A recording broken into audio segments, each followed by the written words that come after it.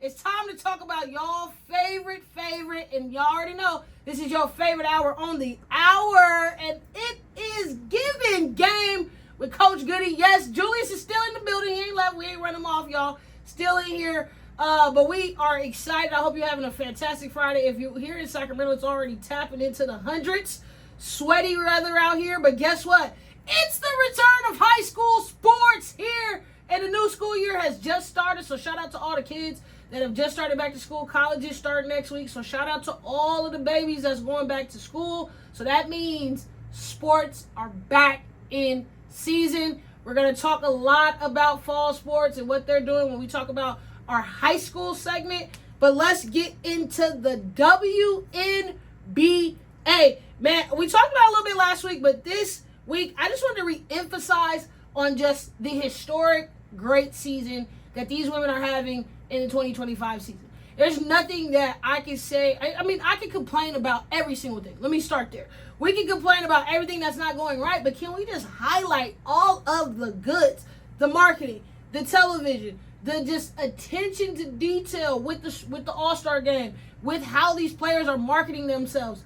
It has been a joy to see. Now, like I said, I don't want to complain about everything. I can, i.e. the scheduling, because there's no way you want me to watch your games, and every game is at 7 o'clock. Like, I can't watch the Aces and watch the Liberty and watch Minnesota because you guys got them all scheduled at the same time. Okay, that's just my one gripe. I want to watch all the games and support them, but I got to put on 4 different devices and have 2 on each screen just to watch a game. It makes no sense. But it has been an amazing season, and it's just been all historics, all stats, all numbers. Starting with the Aces, they're on a 9-game winning streak, 4-game road winning streak. And I know I've been talking a lot of smack about the Aces, but they are responding. Maybe they listen to the show too, because they have got it together. Chelsea Gray leading the way, veteran point guard. Shout out to Chelsea Gray from Stockton. Shout out all y'all. But she's playing really well right now. She's a vet. She should have been playing well all season. But I don't know. It's something about that locker room. It's something about Becky Hammond's style that's, producing right now when it really matters. Last month of basketball, this is probably the best basketball I've seen the Aces play, which is why, along with Minnesota, along with the Liberty, you have the contingent back-to-back champions at one point, the Las Vegas Aces. And A'ja Wilson, again, I know everybody wants to be MVP this year. I got a tough race for everybody. But I'm just saying, A'ja Wilson this week, another history, 30-20. Now, I don't know how hard you guys understand, like how hard that is. 30 points, that's 30 buckets, and 20 rebounds, like in one game, is ridiculous. And again, she is willing to do whatever it takes for the Aces to be the best. I mean, she lays it all on the line every single week, so it makes it easy for me to understand why she's playing the way she's playing. But also, at some point, which we've been talking about, Cousins, is it's going to have to become infectious for her to rub off on somebody. And of course, I would assume it would be Chelsea Gray first. Everybody else is stepping up really well, playing in their role, finally showing up. Thank you, Las Vegas. But I also think a key part of that is Becky Hammond. I mean, everybody asks me all the time, like, what type of coach do you feel she is? Who do you think is better? All these things. Becky Hammond is a proven coach. And not just because of what she's done in WNBA, but what she did in the NBA with the San Antonio Spurs. That's a reason why she got the Las Vegas job. I mean, she's not coaching bums, okay? And she ain't in a bum franchise. She's coaching the best of the best. And a franchise who's throwing the money in. Obviously, we know the Davis family owns the Las Vegas Raiders and the Las Vegas Aces. Changed out the facility, got them back going. There's a level of investment in Las Vegas that we see in the results. Obviously, if you never got a chance to go to a game, please tap in, because we got 2 more weeks. Then the playoffs are around the corner. But this is Aces basketball. This is what we want to see, at least me as a fan. And again, I told you guys, by the end of listening to me or end of the season, you're going to have a favorite WNBA player. Somebody you're going to like. Some team you're going to like. And like I said, Raiders, they did that very smart. Shout out to y'all in the Raider Nation, because the colors are exactly the same. Black and silver is a hard color combo. I can't lie. It's easy to cheer for. Everybody thinks they're ace, highest card in the deck. They have everything easy to cheer for. And a lot of the other franchises as well, like I said, New York Liberty, a lot of people are New York Liberty fans. It's just, they're one of the tried and true 8. It's a lot of teams to like. So you're going to have a favorite team or a favorite player. A'ja Wilson is one of a great candidate for you guys to go out there and like, buy her jersey, buy her merch. She's amazing. Shoes are amazing. Why not cheer for A'ja? As we're talking about great play, because I know everybody's like, oh, women's basketball, why do we want to watch it? They are amazing athletes as well. If you like clean basketball, athletic basketball, you're going to get all of that in the women's game as well, i.e. Cordosa and Reese, double-doubles. I just, when I saw them get drafted together, double-double machines. They're both tall as all get out. They both can rebound. Need to develop on the offensive side. I mean, we ain't nothing wrong with that. Angel's done a better job at increasing her offensive play this year. Cordosa, I think, healthy, is going to play really well, especially if you do not know, she is Brazilian. She plays for the Brazilian national team, and she was giving us buckets, okay? She was giving us buckets. And I'm like, why is Cordosa not playing like that for the Sky? Because she's a problem. If you know her from South Carolina, problem. I'm just saying, put some respect on her name. That transition from college to the league, every athlete has to deal with it. It's not just, oh, the women's game, it's taking longer. No, it's a transition from college to the pros. And double-double. She had 21 and 16 boards, and then Angel had 21 and 10. I mean, great performances. Double-double machine. That should be the Twin Towers, to be honest.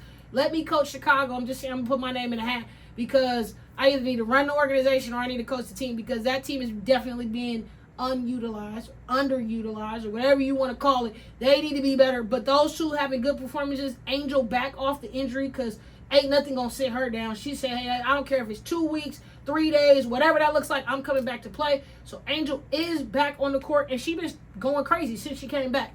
So hopefully she's getting her health. Hope she's taking care of herself. That was another great performance in the W. And then I just want y'all to hear me all the way in the back. I want you to hear me all the way in your kitchen as you listen to this right now. In your car, turn it up. Paige Buckets is better than Caitlin Clark. I said it. I don't care how you feel about it, all right? I do not care. Paige Buckets is better than Caitlin Clark. And we just are all afraid to say it, so I hope all of y'all heard me loud and clear. Paige Buckets is the real deal. And I know she's very calm, cool, real smooth, real swaggy with it. Doesn't have this like loud personality, because you definitely playing against Caitlin, seeing Caitlin, even when she's not playing, she's a presence, okay? She's a menace. She got the Mamba mentality. It's the reason why she wear the Kobe's, because she just has an aura about her. I give it to her. But Paige Buckets is not somebody to play with. 44 beat the rookie scoring record this week, but 44 points? Okay, I know y'all thought, oh, she got her ACL torn. She's not that. Paige been that girl. First of all, was the National Gatorade Player of the Year senior year. She went to UConn, okay?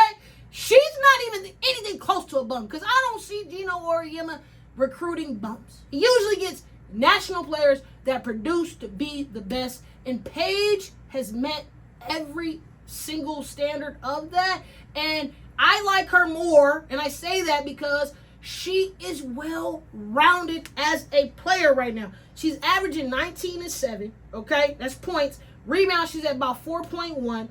Steals and assists, a steal, she's at like 1.7. Steals, she's at about 5.3. She can score at all three levels progressionally, and she's just fun to watch. Like, when she really gets in her bag, like, you know how some players have like a mystique? Like I said, Caitlin has like this aura, Mamba mentality when it comes with it. No, Paige gets a bucket, she starts smiling, giggling, go like, that's even more disrespectful, okay? When you laugh in my face after you hit a three, you get an and one bucket and you start smiling, oh man, it's gonna ruin my whole day. And we haven't been talking about it enough in my mind, because I think Angel Reese, Caitlin Clark, we rolled that wave very, very hard. But there's some great players. Like I said, Paige Buckets going crazy. going crazy this year. Probably one of the best rookie performances we've seen on television. Because at one point, these games weren't televised. One point, these games were pre-recorded. So, Paige, her dynamics, Dallas, I hate that they're out, but she's balling. Flat out MVP. Like I said, Kiki, straight out baller. She's another one of those that I would say in the MVP, in the rookie race, excuse me. And then Citron. Like, those three have not gotten the spotlight, shine, popularity, whatever you want to call it, that they need to take the league to the next level. And we got to do better. Which is why I'm saying it right now. You know, hopefully it's a little baity, but if you haven't watched Paige Beckers, it's 2 more weeks in the WNBA. Please check her out, man. She is on a tear. She got a Gomake over there. Enrique. She's got some people that can create very well off the dribble for her. Love to see it. I've been a Paige Buckets fan for a very long time, so I'm glad that she's playing again. As a woman coming off the ACL injury, it's a lot to come mentally overcome. So for her to go ahead, win the Natty, come in and play like she's playing, I'm just saying, Rookie of the Year. We're calling it now, okay? If you didn't know, now you know. That's probably who's going to be the Rookie of the Year. Again, like I just said, every game matters right now. It's 2 more weeks until playoff season. The only team solidified right now is the Minnesota Lynx. Locked in. Nafisa Collar getting back from her injury. Hopefully, they're going to let her just sit on ice because they already have their playoff spot clinched. But they hopefully can keep her on ice, let her get to rolling. I do want to say, even though I talk a lot about Asia Wilson throwing in a lot of their Angel Reese talk, but I cannot sleep on, just because she has a more demeanor about it, Nafisa Collier is a bucket. 6'5", can literally do everything. Shoot, attack, score, mid-range, leading her team in every statistical category right now. And again, just very quiet with it. I think also too with the marketing, and we're talking about advertising, we're talking about getting these, you got to understand your athletes. Every athlete ain't a loudmouth like me, okay? Every athlete ain't LeBron James, completely polished and have a presentation. As you see what your athletes are into, that's what you need to market. Sometimes there are, different types of athletes. I think we do a good job in the NFL, maybe, because they have more players. NBA, sometimes hit or miss depending on what storylines they're telling. But again, I think in the W, finding out the player's niche, seeing how they are, and then marketing to it, because there's a reason why there is niche categories. Somebody like it. And usually you have an athlete that you can put in that box. But every game matters right now. And like I said, Nafisa is going to be resting. Hopefully we can keep her on rest mode. There's no reason why not. At the same time, it's like, Liberty right there in the race. They're tied, which is so crazy. The head-to-head, it goes to the Aces, but the Liberty and the Aces are like 24-13, and Liberty is 23-13. Atlanta playing really, really well. Pow. Again, a lot of these players, it's only so many weeks, so many games, and so much spotlight we can give. And at the same time, there's so many instrumental players that have played this season that we really don't give any spotlight to. Pow from South Carolina definitely could have been on the chopping block. Again, there is a no holds bars in the WNBA. They do not care if you was a McDonald All-American. They don't care if you was a college All-American. If that roster don't fit, you're either cut or traded immediately. The names that have gotten cut this year alone or traded has blown my mind, because they're for sure college superstars. No doubt about it. But it is a very limited time, limited rosters, which is why we're pressing this line of like expansion, notoriety. The more the league grows, the more opportunities that you give to some of these players. So that's kind of the mentality that we want to kind of think about when we're supporting. And if you ain't supported all year, watch the playoffs, okay? Playoff basketball is very, very different. Playoff sports in general. When we get to the playoffs, it is win or go home. Unlike the men, there are no 7-game series, so you are going to have to come out there and play, or it can be over for you. It's nothing about playing when there's pressure. You're always playing and competing against yourself, right? But when you have pressure to win or go home, oh, the basketball is the best. So if this is your first time watching the WNBA playoffs, you have a lot in store. If you've been watching, you already know. Get your popcorn ready. Because these girls, these women, let me keep it straight. The women are very early NBA. I know a lot of y'all was saying, complaining when Caitlyn was getting bumped around and stuff. Hey, again, told you, very cutthroat, very limited spots. So these women still play very, very physical.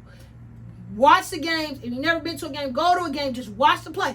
Very, very physical. Elbows, bows. You seen it was a brawl already. They don't be playing. Scratching and clawing is literally what goes down during the playoffs. Because you got to either win or go home. And they're going to do their thing. I hope you guys are as excited as I am to watch and see what's going on in the WNBA, because it's going to be a great season. Remember, I'm Coach Goody. This is Givin Game. And y'all listening to me live on 97.5. Because they some bad mama jammas. I'll see y'all in a bit. Hope y'all cruising down the street with your glasses on. Little LL Cool J #1. Oh, y'all know y'all #1 in my heart. This is Givin Game. I'm Coach Goody. Yes, the loudmouth from the South. And we talk everything in sports here. So let's talk about football. Let's get right on to the turf, because it's an exciting week when football is back. Oh, my God. College is underway. We're going to have some games this week. But let's start with the big dogs in NFL news. Just a little trade talk, because preseason is coming to the end stretch here. We know opening day, September 4th. Write it in your calendar. Circle it now, because we're all waiting. I can't wait till September 4th, first game. But with that being said, there's a lot of movement still. There's a lot of things that we need to get organized before you have your opening day games. And so Brian Robertson Jr., the Commanders have been playing games. I knew they were done with him. And, like I told y'all, this is a business. These players, they think they have a somewhat control. It's almost like delusional control to a certain degree. But the big boss is those owners. And so they came back. They had him sit out during preseason. So when you're sitting out in the preseason, you're in negotiation. You're probably more than likely going to be on the move. And guess where Mr. Robinson has landed? He's landed with your 49ers. And I think it's great for the Niners. I'm not going to hold you. I love this trade for them. The Commanders in return, they got the 2026 6th-round pick. And there's nothing wrong with that. Hey, get a pick for a player, especially when you know this is over. Sayonara, finito. I don't care about what you got to say or what you're doing. We're going to get done with you. And it was a fair trade. Who's to say what's going to be at that that 6th-round pick. But the Niners are getting a very, very good player. In my mind. All right? Solid. Great addition. Again, you had Harrison Phillips. He's coming over from the Vikings to the Jets. There was a kind of conversation there. A lot of player for picks. That's what we're going to see right now. So, the Vikings gave up Phillips. Again, when it's so hard to say goodbye. Sometimes y'all be just holding on for no reason. Man, find a deal and make it happen. This is that hour right now. Some teams, too, they love to make last-minute decisions, right before the nail, the coffin is in there. They try to make these trades and jumps. Also, too, where do the dollars make sense? It's also a profitable business, so they need to make the best decision that money can buy or get in return. So Phillips from the Vikings to the Jets gave up a 26 and a 27. This is year 2026, 2027. 6th-round pick. Obviously, Shador fell to the 5th round. Anything can happen. So we don't know what's going to be in that 6th round, but hey, have it. Devon Veely, from the Broncos to the Saints. I like that move too. Same thing, a 2026 pick, a 2027 6th-round pick. In exchange, we got to get picks back. You never know. Again, too, picks are not a bad trade. Hear me out. Because it's a bargaining tool in another trade, another acquisition. And hey, I'm kind of stacking up on picks, so then I can go ahead and maybe maneuver around to get a key strong player that might be a difference maker. Usually we say those are quarterbacks, or get enough money to go get one of these skilled position guys. So the trades and the finalizations of your teams will be on the lookout. And when we talk about finalizations, one thing that really got me irritated is the Shedeur Sanders watch is underway, and he is now officially the 4th string quarterback. If I was Shedeur, let me just put my Shedeur hat on right now. He's never been a 4th round anything. 4th anything. So for him to be in that spot, I bet that's probably hard to receive. And everybody's like, you're an athlete, you got to take it. No, I've always been number one. I work and put enough effort in to be number one. And I've always been number one. Whether you can say I fought for it, didn't, nepotism, whatever you want to say, the kid's a baller. He's been that guy since he's put the football pads on. And now he's at the 4th spot, which is why we said it was so important no matter what for him to play good. He needed to play a performance because there's a lot of Steelers, Saints, the list goes on. A lot of people still need quarterbacks. Quiet as it's kept. And nothing is really finalized right now. Everything is up in the air. Still movement. We still got until September 4th. All right? So, I think, hey, tomato. I think it was also very funny. Flacco's number 1, Pickens 2, and then Gabriel 3. What?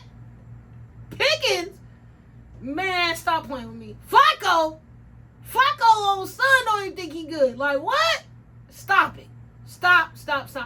But I also think it's good positioning that we already know. Joe Flacco's probably not playing. Pickens, doubt it. So, are you going to go with Gabriel and put him there? Or are you going to just ride with Shedeur? I hate it for him anyway because I ain't never seen the Browns do anything right by the 992 quarterbacks that they've had in franchise history. Okay? So I really want Shedeur to get out of there. That's just me personally. But I'm just saying because the Browns, quarterback development, it's not their thing. If it was their thing, please somebody help me find out. But it has not been their thing. Okay? So I'm going to put my money on, hey, great performance. We love that for you. We love to see it. But he probably will end up somewhere else. More than likely. We're hoping. We're crossing our fingers. Okay? Because as we watch his season progress, I think also, too, as you saw, like we're seeing more clips of him on the sideline, he is a prototypical professional. He's like laughing with the refs. He's done this his whole life. I mean, Deion Sanders is his father. Even with his interviews, you can tell like he is professionally trained, which is also so funny. Now that I'm seeing him like do interviews and respond to stuff, what do y'all think he did in those NFL interviews? There's no way this is the guy that you're saying came in just so arrogant, just so vibrato. I'm Big Shedeur with NFL owners that you're potentially trying to get on their teams. That's just, he handles himself in such a way, again, they call that media etiquette. His media training is at an all-time high. But I thought that was very funny. Again, opening day starts Thursday, September 4th, when my Cowboys have to go into Philadelphia and take on the reigning Super Bowl champs, the Eagles. Okay? And the Cowboys ain't did what they needed to do. So I know a lot of people will be watching the Eagles come ready to destroy us. Let's just keep it very simple. They're going to get their banner. It's going to be all Super Bowl, just blase schmaze. I don't even want to talk about the details of it. Hopefully my quarterback's ready to go. Everybody, I know everybody hates on us and we're not America's team. We are America's team, okay? If you don't like nobody, you usually like, I'll watch a Cowboys game. If you just got the most randomest fans, it's probably the Cowboys, okay? So I know, even though everybody talks so much smack about Dak, they don't like Jerry Jones, all this whole, you're going to be tuned in. Why? Because they put us on Thursday night. First of all, start the opening week up with the Eagles Cowboys, and you guys are going to watch. It's that simple. You guys are going to tune in. So we open there. I also thought opening weekend, so the 5th, and then Monday night game, I'm really interested in that Niners-Seahawks game on the 5th. That's going to be pretty good. What game are you most excited about? Or are you just most excited about football season being back. It's nothing like everybody being in their house. All the guacamole is sold out because you guys made nachos. Everybody buys something. I don't know what it is. We just think of football and food. Football and food kind of go simultaneously together, and we love it. So usually all the chips are sold out, all the drinks are sold out. Everybody's at home Sunday night watching the game in their houses, watching football. And I love to see it. Also, this week, we have our HBCU colleges coming back, playing, starting up. It's a whole bunch of classics. We'll give you guys all the good, meat and potatoes as those weeks come. But this week, we got the SWAC MEAC Challenge. If you're watching me on live on the channels, I got my Jackson State jersey on because I'm always representing even when I'm not there. You know what I mean? I'm hardly home, but I'm always repping. Okay? We got the SWAC MEAC Challenge. If you're wondering, what is that? Southwestern Athletic Conference will be playing the Mid-Eastern Athletic Conference because, when I was back then, we didn't really have a lot of SWAC games. MEAC games where we played against MEAC teams, but I'd love to see us a part of it. That MEAC SWAC Challenge will be happening in Atlanta, Georgia, ATL. Shout out to all y'all, baby. North Carolina Central versus Southern. Southern, do your thing. Southern is right behind us. You get what I'm saying? They're saying Southern's going to be really good this year. They were good last year. I don't know if really good, but they were good last year. Shout out to the Jags. So I want y'all to win. I hate to say this, but anytime where we get to represent and be good, I want us to be in the forefront of those things. So I'm glad to see us being a part of it. Again, Jackson State was the number one HBCU in the preseason polls. So they got a lot of pressure on them, too, to come in and play very well at the start of the season. But shout out to Southern, shout out to North Carolina Central, shout out to everybody that went to an HBCU or their kids went to an HBCU. Because, again, on Givin Game, we're going to highlight the game that's going on at the HBCUs, too, because they got a lot of static and action that's going on. In the college football ranks, not at the HBCUs. You got Iowa State versus Kansas State. That's going to happen tomorrow. If you love football, you'll watch it. Both of the teams are snoozers, so I ain't interested. No, I'll probably check in the scores and see what's going on with Iowa State and Kansas State. Kansas State always got a little pretty tough team. Shout out to the Jayhawks. They're going to be doing their thing. But number one, you know where my heart is. Y'all know what I want to talk about, and you know what I came here for. High school sports are back in action, and we got the game of the century coming up here soon. I'm so excited to see it happen. All right? But I want to say, I know I talk a lot about football during the fall. Basketball will dominate the winter. But shout out to all my fall sports. So we got girls volleyball, men's soccer, girls flag football, which is a new craze that's going on right now. And then all my girls and guys that are running cross country. Shout out to y'all. Because I think those are all, sometimes they're overlooked athletes, but they out there doing their thing. Like I said, flag football, especially in the city, is booming right now. A lot of the girls, my multi-sport athletes, where they either run track, play basketball, do something else, they out there on that flag football field, and they've been going crazy. So shout out to all y'all that's doing something, just being active in your school community, just doing something for yourself that's positive. I just love to see it. I was just before I came in here, I was at Encina High School. So shout out to Encina, the Bulldogs over there, and all the athletes just in their jerseys. Like this is what fall is for. You get to come to school with the new swag, jerseys on. And tonight is our first week of Friday Night Lights, okay?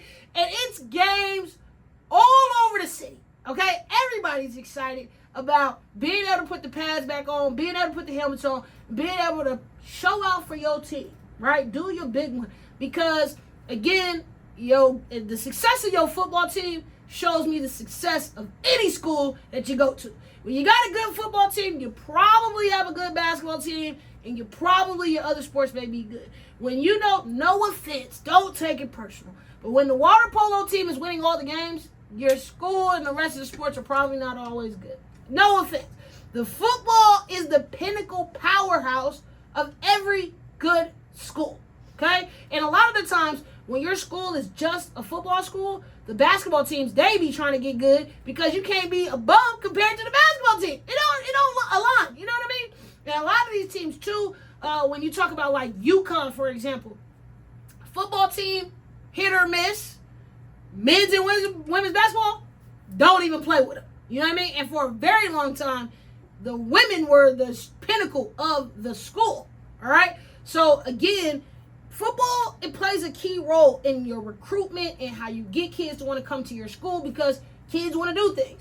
Parents want to do things. The community wants to be involved. And because the football stadiums are a larger magnitude, you always going to get more at a football game than a basketball game. Now, I have seen standing room only basketball gyms, okay? Because when you hoop team can hoop, we going to be in that thing. We don't care if we hanging off the rafters, okay? But it's going to be a lot of people just excited tonight. I know the traffic's going to be crazy, so I'm running out of here. But everybody's going to Friday Night Lights. It is welcomed back, and Coach Goody is going to be giving y'all the game.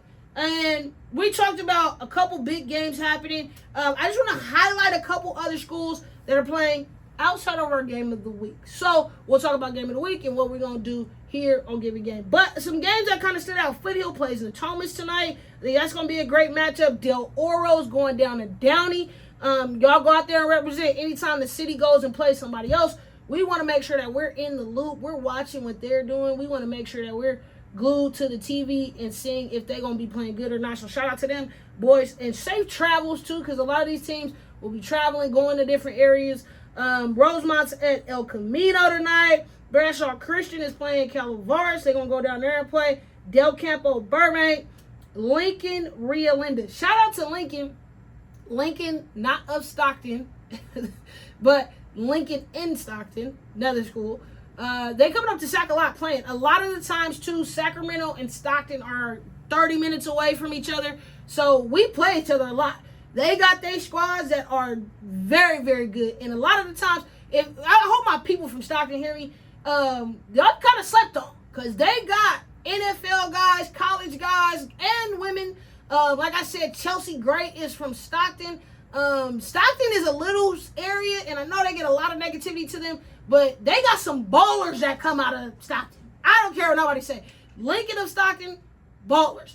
St. Mary's of Stockton, ballers. Kimball, I mean, you talk about it, they got it over there. All right? So don't get it twisted with, they got some really, really talented squads out there. My boy's name is D. Hawthorne out there doing his thing in Stockton. Again, small city, very slept on. And they got some ballers, man. St. Mary's of Stockton, pretty much rival of the section. We also will be going back and forth playing a couple of their squads. So I always want to shout out them and what they're doing out there. Manteca is playing El Grove tonight.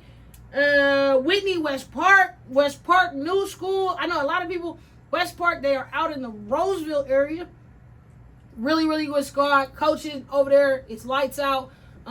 Rapidly grew. Obviously, everywhere is overpopulated. So Roseville getting a new school sounds great, right? But facility is amazing. They're really, really good. Whitney obviously bounced back, trying to, shake things off. New situation, new scheme in the tough SFL. Cordova's facing off, going to El Grove against Sheldon. Johnson playing Franklin tonight. Indercom going down to El Grove, playing against Monterey Trail. Vista del Lago will face off against Laguna Creek. Rio Americano, Granite Bay. Kennedy going up north to Center High School. Another one of my standouts, Casa Roble, will be facing off against Placer. Now, Placer and Casa, big game for both of them. Placer on a big run right now. I think they got probably maybe one of the top 10, top 15 schools in the city, in the section. As well as Casa Roble, lights out, one of the best crowds I've ever been in. Love the environment, love the energy. Placer's going to have to come with it. Casa been holding it down for a few years now, so it's go time, especially when you see a program and when your squad is getting over that hump, getting better. You see the momentum start rolling. I think a few years back when we seen Oak Ridge is playing Frontier, so they'll be going on the road. But even when Oak Ridge and Casey got the job, Casey Taylor, you saw Oak Ridge was at a point in the pinnacle, and they were really, really good. And then once Casey got under the realm, got his squad, you see the spiral roll of effect of greatness because Casey Taylor's a legend. Shout out to you, Coach T. But that's going to be just when you see your team getting over that hump and starting rolling, looking good. I see that for Casa Roble. I see that also for Placer. So them two facing off in the game season opener is what we want to see. I mean, it's simple as that. 12 Bridges, another one of those teams, new but played amazing like it's last year, D5 section champions. And they got a lot to prove when they go off and face against Christian Brothers tonight. Shout out to CB and all the community and family over there. Christian Brothers coming in. They got a lot of veterans on their squad that's going to be coming back. And I say the veterans always don't mean seniors. Veterans mean returning guys coming back in the system who know the system, who are ready to play and know my expectation of execution. Simple as that. But I think that's another one of the little slept-on showdowns for tonight. 12 Bridges got a lot to prove.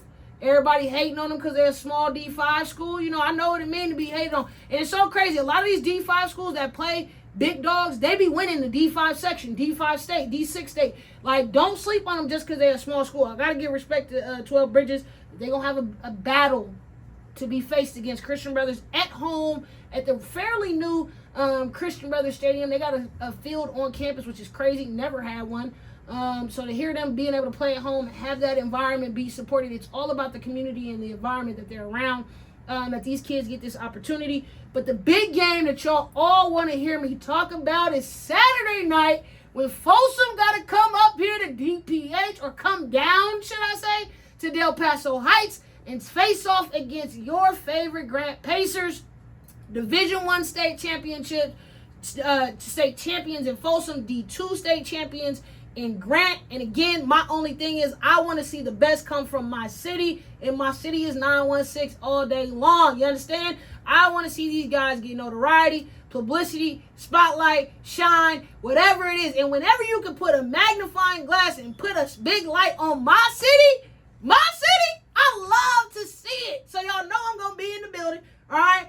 Find me. I might have something for you. I don't know. Find me, might have something for you. But trust and believe, if I know anything about the Pacer Nation, I'm going to be able to get a good hot link in that thing tomorrow. So somebody find me with the food for sure, because I'm going to be out there all day. It's going to be baking. So I do want to mention this.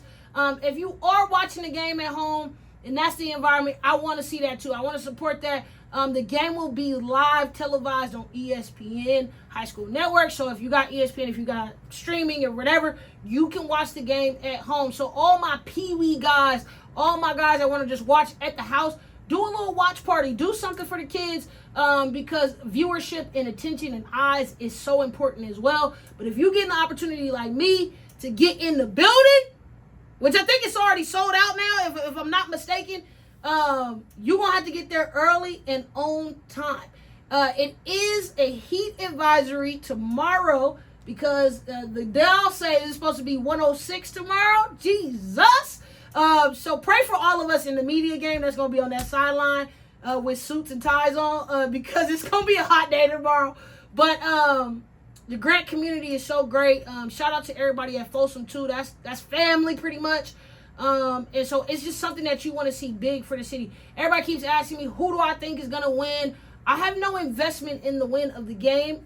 I mean, I know I'm a hot takes type of person, but I'm really more invested in seeing both of these teams be able to come out and be their best selves. A lot of these kids, a lot of football players in general, athletes in general, they are fighting tooth and nail to get scholarships, to get notoriety, to get a moment like this. Like, some of these kids may never be on ESPN again. Some of these coaches may never be on ESPN again. So just being able to be in the environment, to take it all in. I'm going to be crowd surfing tomorrow. So just get ready to have as much fun as possible. But this spotlight and this opportunity for them to just get quality film is like no other. So the bigger picture is my city get spotlight, okay? The game is in the city. I know everybody want to argue. Folsom is Sacramento. I don't want to argue about it, okay? I don't care. Folsom is a part of us too. But, you know, it's different going up the hill and playing right here in your back door. So I am super excited to get this opportunity to see them. play out tomorrow just to get to see, man, it's going to be fresh Nuki jerseys. The tape and the spat is going to look fire, and it's going to look even better on ESPN. So I am just excited that these kids get this opportunity. The programs are historic within themselves. The coaches that are running each of these programs have been putting in the work for years to get this moment right here. So it's everything I want to see. And if you see me outside in the city, say what's up, man. I'm Coach Goody. My boy Julius is in the house, and you are listening to Givin Game, and that's all I got for this week. I'll see y'all next week.